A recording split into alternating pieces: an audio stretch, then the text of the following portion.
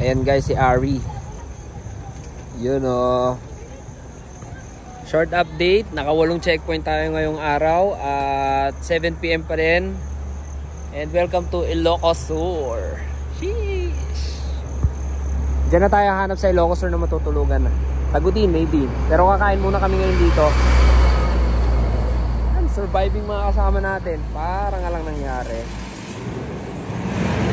Ari o.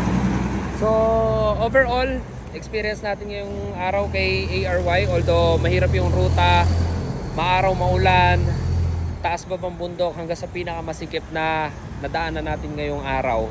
Ano, basang-basa kami lahat at okay naman. Okay ang experience. Ang ganda ng handling, power, mapagkakatiwalaan, braking system.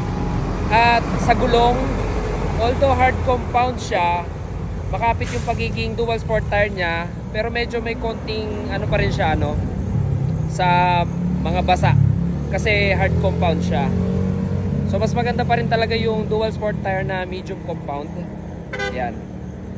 Sayang lang kasi hindi umabot yung natin dyan, yung Pirelli Scorpion na rally. Yun sana yung kukunin natin. So ngayon, dito na kami sa Ilocos Sur at bukas Besang Pass tayo, Quirino, Skyline at Lawag.